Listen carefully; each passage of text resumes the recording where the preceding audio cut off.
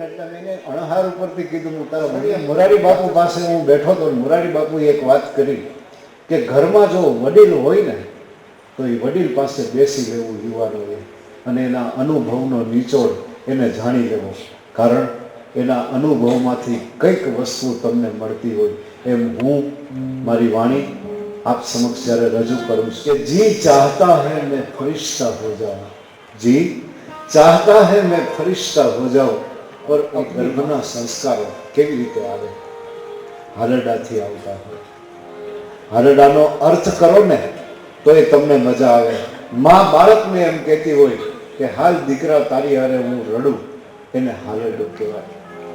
એથી આગળ વાત કરું તો એક જ અવસર એવો છે કે માં હસે છે ને સંતાન રડે છે. ક્યારે? જ્યારે બાળકનો જન્મ થાય ને ત્યારે માં હસે, મારું બાળક હસે છે. માં હાલરડું કેમ ગાય? પ્રથમ સંતાનના દર્શન કરે.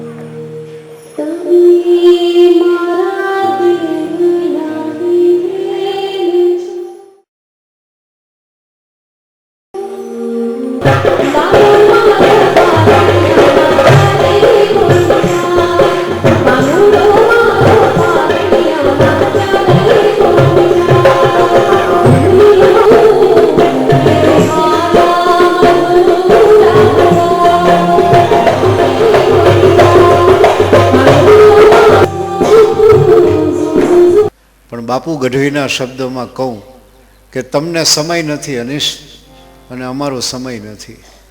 તમને સમય નથી ને અમારો સમય નથી, પણ કોણે કહ્યું કે આપણી વચ્ચે પરસ્પર પ્રણય નથી? આવ 5-10 મિનિટ. અનિશ કચ્છી લક્ષ્મીજી પગ દબાવે છે કે હે ભગવાન, આ દુનિયામાં તમારાથી કોઈ મોટો ખરો? આજ અમને આનંદ છે કે અમારી એક પ્રસ્તુતિ પર તમે એટલા દાદ આપો. કોઈ એવી હસ્તી નથી, કારણ મારે જર મિલાવી તો જો, પ્રભુને તારો તું બનાવી તો જો. એમ મારા બનેલા મારા મિત્રો, આજ મારા વડીલો કેટલા રાજી થઈને બેઠા છે. ત્યારે કદાચ બેફામ સાહેબ લખે કે નયનને બંધ રાખી મેં તમને જ્યારે જોયા છે. અરે અમે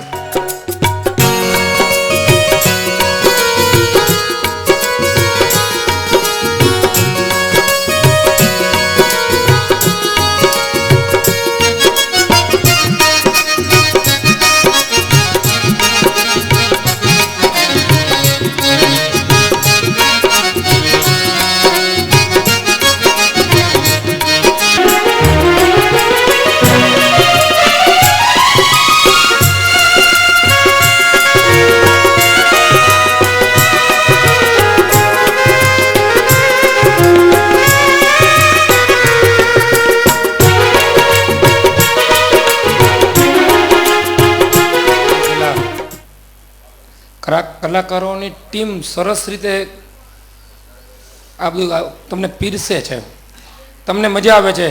એનું ઉદાહરણ, યોગ્ય યથાર્થ ઉદાહરણ કયું કહી શકાય? એક સરસ મજાની તાલી. આજે 2 કાર્યક્રમ ભેગા કરવા,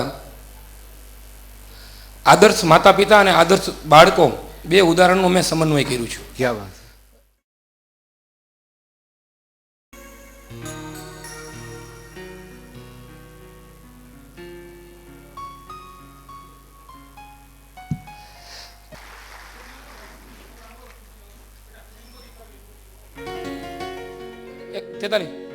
આવો નીરુબેન, આવજો બેટા. પ્રેરણાત્મક કામ બંને પરિવારે કર્યું છે. એ ધારે તો હોટલમાં બર્થડે ઉજવી શકે, 50,000 લાખ રૂપિયાનો ખર્ચ કરી શકે.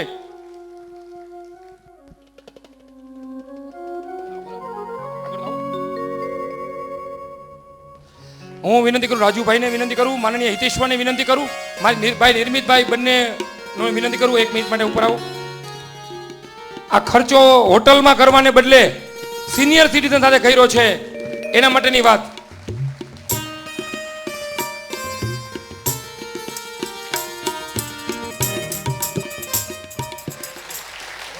અને જયેશભાઈ કીધું ખાનની ગુણ ઉપાડી શકે ખરીદી ન શકે, ત્યારે મને એક સૂફીની એક ગઝલ કે કોઈ આए कोई जाए ये तमाशा क्या है समझ में कुछ नहीं आता ये दुनिया क्या है जब सांस की डोरी टूटेगी तो ये दोस्त तेरे बोलेंगे कि जल्दी ले जाओ इस ढेर में अब रखा क्या है અને જયેશભાઈની ખાનની ગુણનો જવાબ कि तुझको तो शौक है हर चीज गिन गिन गिन गिन के लेने की तेरी गिनती नहीं तू दौलत को क्या गिनता બોલબાલા માટે મેં જેમ સાહેબે વાત કરી કે મેં ડિક્શનરીમાં વાંચ્યું હતું પણ ખરા અર્થમાં આજે જોયું.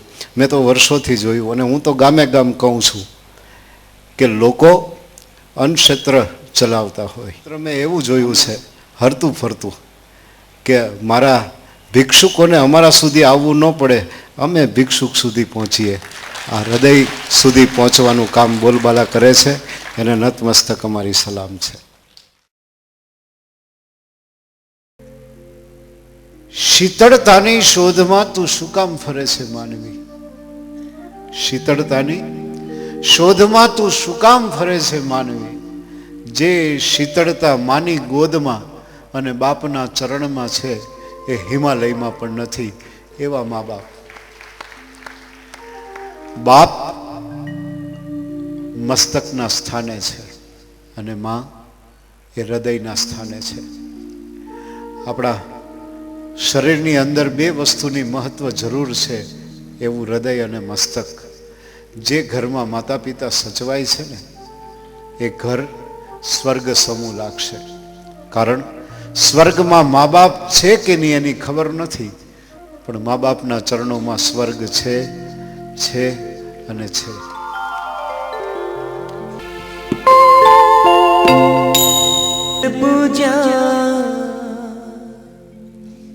પૃથ્વી તણા ત્યારે દીઠું તમ મોખડું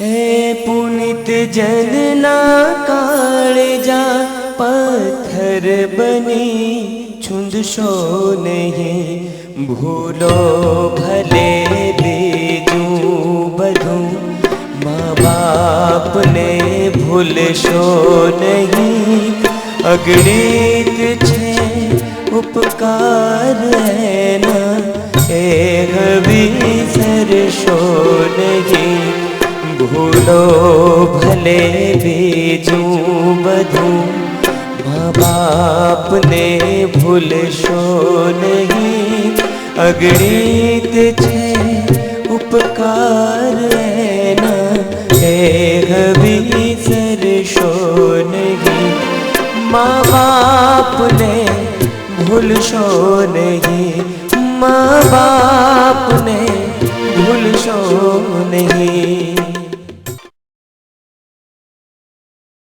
કંઈકની આંખોના ખૂણા ભીના થયા. જેટલું હસવું જરૂરી છે એટલું રડવું પણ જરૂરી છે. કારણ દરેક હાસ્યનો અંત રુદન છે ને દરેક રુદનનો અંત હાસ્ય છે.